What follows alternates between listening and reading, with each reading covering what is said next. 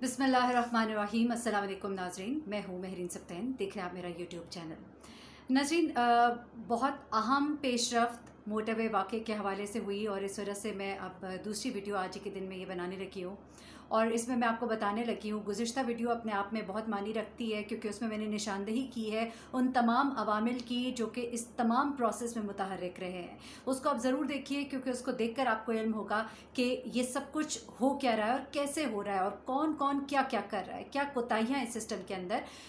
अभी जो ताज़ा इत्तलात है मैं उन बारे में आपको बता दूं क्योंकि बहुत बड़ी डेवलपमेंट हुई है और बेशक इसका अगर क्रेडिट ले वज़ीर आला उस्मान बुज़दार या हमारी हुकूमत तो उसमें कोई शक नहीं है, लेकिन मैं समझती हूँ कि बहुत प्राउडली जब ये बताया जा रहा है कि 72 घंटों के अंदर हम मुजरिमान तक पहुँच गए और हमें इन दो मुजरिमों का पता लग गया जिनके बारे में आबिद अली का नाम है और एक का नाम वक़ारुल हसन है। लेकिन यहाँ पर जो सिस्टम के अंदर इतने बड़े फ्लॉज मौजूद हैं जिसकी वजह से ये मुजरिम होते हुए पास ट्रैक रिकॉर्ड्स होने के बावजूद जिस तरह से ये दंदनाते फिर रहे हैं और अभी तक गिरफ्त में नहीं आ सके, तो इन पर सवाल भी बहुत से उठते हैं, क्वेश्चन मार्क भी बहुत ज़्यादा है।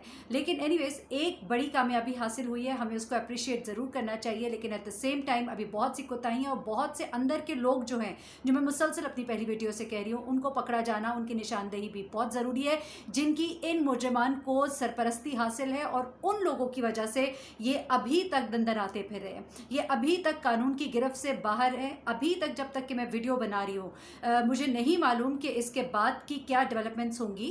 अभी तक की जो डेवलपमेंट्स हैं, अभी 8 नहीं बजे और 8 बजे से पहले तक की डेवलपमेंट्स के मुताबिक ये दो अफराद अभी तक गिरफ्तार नहीं हो सके। अलबत्ता छापे बहुत मारे जा रहे हैं, टीमें बहुत बनाई गई हैं, लाहौर के अंदर, लाहौर से बाहर, मुख्तलिफ शहरों में जितने हाइड आउट्स हैं, हर जगह इस वक्त मुतहरिक है और इन दोनों को ढूंढने की कोशिश जारी है।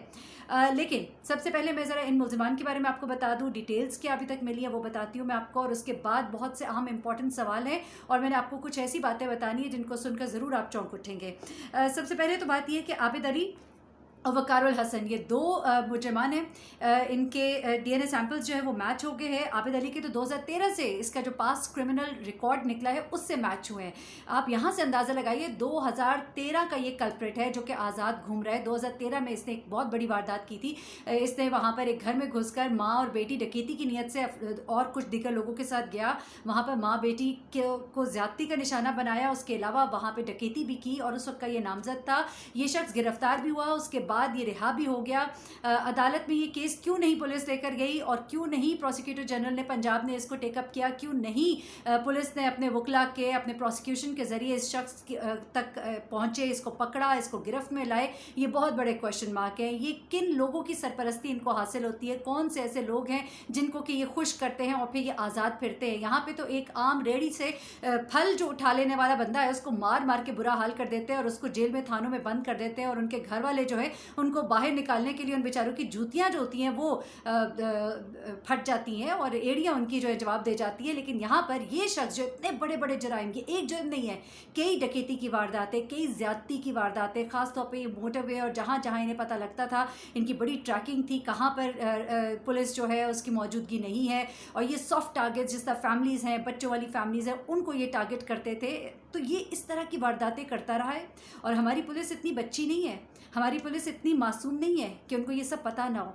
एक एसएचओ के बाद दूसरा आता है, जो दूसरा आता है उसकी प्रायोरिटीज़ बदल जाती हैं, कहीं किसी को बचाने के लिए प्रायोरिटीज़ बदल जाती हैं, कहीं वैसे प्रायोरिटीज़ बदल जाती हैं, ये अपने मुफादात जिसकी वजह से ऐसे क्रिमिनल्स घूमते रहे। अब आइएगा वक़ारुल हसन की तरफ। वक़ारुल हसन जो है ये अभी 12 दिन पहले छूटा था, इससे छूटते साथ कैसी कार्रवाई की है और अब ये बंदा जो अभी जब तक कि मैं गुफ्तगू कर रही हूँ ये शख्स पकड़ा नहीं गया। इस वक्त मामलात बहुत तेज़ हैं, किसी भी वक्त इत्तला आ सकती है कि ये भी पकड़ा गया, वो दोनों यानी कि पकड़े गए, लेकिन अभी तक ये पकड़े नहीं गए। इस चीज़ को अपनी अचीवमेंट कहना बिल्कुल दुरुस्त है कि आप इन दोनों तक पहुँच गए, लेकिन ये सिर्फ 2 अफराद नहीं है, ये बहुत लोग हैं, ये बड़े नेटवर्क्स हैं और इनको सपोर्ट हासिल है। आप मेरी बात लिख लीजिए, इनको सपोर्ट हासिल है और इस नेटवर्क को तोड़ना मकसूद है। ये क्यों नहीं पकड़े जाते? ये आपके पास रिकॉर्ड पूरा था कि यहाँ से लाहौर चला गया, ये अपने इलाके को छोड़ के, ये इसका मैं आपको थोड़ा सा रिकॉर्ड बता दूँ, ये फोर्ट अब्बास का रिहायशी है, ठीक है, और इसका 2013 का क्रिमिनल रिकॉर्ड है, अभी तक ये गिरफ्तार नहीं हो सका, ठीक है। उसके बाद क्या है, कि ये शख्स जो है ज़िला बाबर नगर का रिहायशी था और इस मुकदमे के बाद यहाँ से भाग के लाहौर चला गया, वहाँ पे मुख्तलिफ वारदातें करता रहा। उन वारदातों में ये मतलूब था, ये बड़े आराम से यहाँ पे गश्त कर रहा था। ये लाहौर की मोटरवे, ये इस मोटरवे के ऊपर मौजूद था। यहाँ पर ये लोगों को अपनी ज़्यादती का, अपने हवस का निशाना बनाता रहा, सॉफ्ट टारगेट्स को ये पकड़ता रहा। उसके बाद जो इसके ऊपर इल्ज़ामात हैं, इसकी मूवमेंट्स के मुतालिक पुलिस को ज़रूर मालूम है कि ये वहाँ से अब लाहौर आ गया, क्योंकि लाहौर में जब वारदातें हुई और जब ट्रैक किया गया तो वो इसके साथ जाके जुड़ी। लेकिन अब तक, जब तक कि ये वाक़या पेश ना आया, इसके लिए इस तरह से छापे नहीं मारे गए, इसको पकड़ने की कोशिश नहीं की गई। अब ये होशियार हो चुका है, इसको मालूम है, कि इस वक्त इसके पीछे कितनी स्ट्रॉन्ग जो है, इसके पीछे कितना इसको पकड़ने के लिए कोशिशें की जा रही हैं। ये जिस वक्त इतना मजबूत नहीं हुआ था, इसके हाथ मजबूत करने वाले कौन लोग थे, इसको मजबूत करने वाला कौन है? ये सिस्टम है, सिस्टम के अंदर ख़राबियाँ हैं। अच्छा, अब मैं आपको बता रही हूँ 2030 से लेके 2020 तक हो गए जनाब 7 सालों में इस शख्स ने क्या कुछ नहीं किया होगा। कुछ तो सामने आ गया होगा, कुछ नहीं सामने आया होगा। हमारे सिस्टम में फ्लॉज बहुत सारे हैं। ये शख्स पकड़ा भी गया, लेकिन उसके बाद ये छूट भी गया। ये दूसरा शख्स जो है वकारुल हसन, ये भी छूट गया। वीक प्रोसिक्यूशन होती है, अदम सबूत होते हैं, गवाहान जो होते हैं उनका मुनहरफ हो जाना होता है, डर से, खौफ से। इनको प्रोटेक्शन की ज़रूरत है, लम्हा फ़िक्री है ये बहुत ज़्यादा। अब मैं आपको एक और बात बताती हूँ। ये जो चीज़ें इस वक्त सामने आ रही है, जैसे कि मैंने आपको अभी ये बताया कि ये गिरफ़्तारी जो अभी तक अमल में ना लाई गई, इसके पीछे बहुत बड़ी ज़िम्मेदारी इस वक्त पंजाब पुलिस के ऊपर बन रही है। अभी ये बात पुलिस को सख्ती से मना कर दिया गया, मीडिया से बात नहीं कर रहे। हम मालूमात हासिल करने की कोशिश करें, हमें मालूमात उस तरह से नहीं मिल रही जिस तरह आम हालात में मिल जाती है। ज़िम्मेदारी पंजाब पुलिस के ऊपर बहुत ज़्यादा आ रही है। उन्होंने इस सारे सिस्टम को देखा नहीं, जैसा मैंने कहा कि ना वो प्रोसिक्यूशन के अंदर गए, ना वो उस मामला के अंदर गए कि इस शख्स को पकड़ते। लेकिन लाहौर पुलिस पर ज़िम्मेदारी सख्त बन रही है, मोटरवे पुलिस पर जिम्मेदारी बन रही है। लैक ऑफ कोऑर्डिनेशन जो है, मैं अपनी पिछली वीडियो में भी बता चुकी हूँ, जो कि बहुत बड़ी वजह बनी। अब सब कर दिया गया है, क्या कर दिया गया है ये भी आप जान लीजिए, क्योंकि ख़बर है और ख़बर तो आपको देनी होती है। और ख़बर के मुताबिक ये जो इनकी अभी इदारों के दरमियान जो कोऑर्डिनेशन है, उसका मामला जो है, उसमें अब इन्होंने इन तीनों को आपस में कनेक्ट कर दिया है। किस किस को? 15 को, उसके बाद इन्होंने कनेक्ट कर दिया है आपके 130 को, और ये जो है अब मिल के काम करेंगे और तमाम जो है मालूमात उनकी कोऑर्डिनेटेड एक्टिविटीज़ होंगी। लेकिन ये सब कुछ तब किया जब सब कुछ हो गया। 15 पुलिस जो है, मोटरवे पुलिस 130 जो है, इनकी हेल्पलाइंस को आपस में जोड़ दिया है। 1124 और मोटरवे हेल्पलाइन को आपस में जोड़ दिया गया है। 91 किलोमीटर का जो ये मोटरवे का एरिया है, इसको 3 बीट्स में अब डिवाइड कर दिया है। पहले किसी के पास ये बीट थी ही नहीं, अंदाज़ा लगाइए आप यहाँ से। अब उसके बाद इन्होंने ये भी कर दिया, ठीक है, अच्छी बात है। मैं उन लोगों में से नहीं हूँ जो अच्छा भी किया हो तो उसके ऊपर भी आप ऐसे फेर दें कि कुछ नहीं किया। ठीक है, आपने किया, बस देर कर दी, बहुत देर कर दी। लेकिन अब जो किया है, खुदा के लिए अब इसके ऊपर कायम रहिएगा। गुज़िश्ता वीडियो में मैंने आपको डिटेल्स दी हैं कि कितने लोग अब यहाँ पे डिप्लॉय कर दिए गए हैं। लेकिन अब बहुत बड़ा सवाल जो है वो ये भी है कि जब मोटरवे पुलिस के हवाले अभी नहीं किया गया था, तो फिर ये पंजाब पुलिस की बहुत बड़ी जिम्मेदारी थी। सवालात किए गए, अभी प्रेस कॉन्फ्रेंस की उस्मान बुज़दार ने, उनके साथ वज़ीर कानून पंजाब भी थे, उनके साथ IG पंजाब भी थे, और सवाल ये उनसे किया गया कि ये जो हदूद को यूथ की बात की जाती है, जिसको मैंने अपने वीडियो में उठाया कि हदूद को यूथ जो है वो आप डिसाइड ना किया करें, आप पहले FIR जो भी थाना करीब तरीन हो वो दर्ज कर ले और फिर जिस थाने की हदूद बनती है उसको भिजवा दी जाए। तो ये चीज़ें जो हैं इनको उठाया जाना चाहिए, ये उठाए गए हैं। लेकिन अब मामला तब होगा ठीक जब इसके ऊपर अमल होता दिखाई देगा।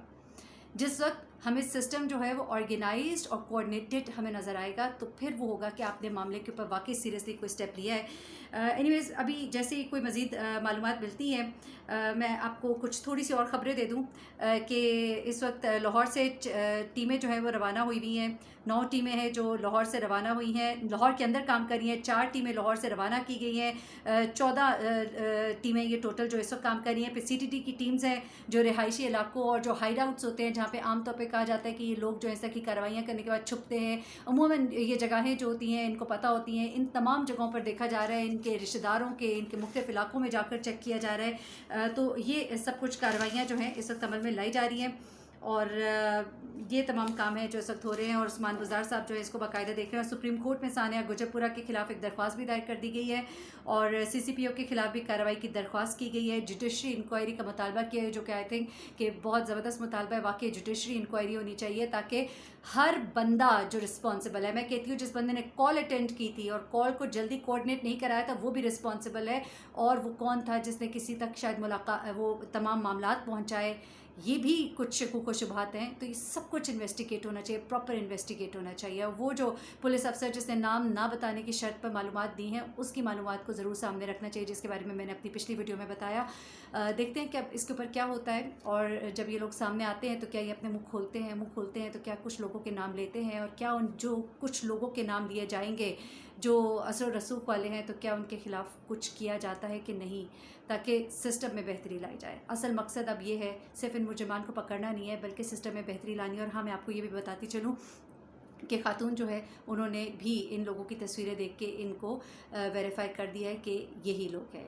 अब हतमी तौर पे यही 2 बंदे हैं, इनको पकड़ा जाना और उसके बाद इनको सपोर्ट करने में, इनको अभी तक ये जो भाग रहे हैं और ये अभी तक जो गिरफ्त में नहीं आ पा रहे, इसके पीछे कौन है, कौन सा नेटवर्क है, ये मालूम होना बहुत ज़रूरी है।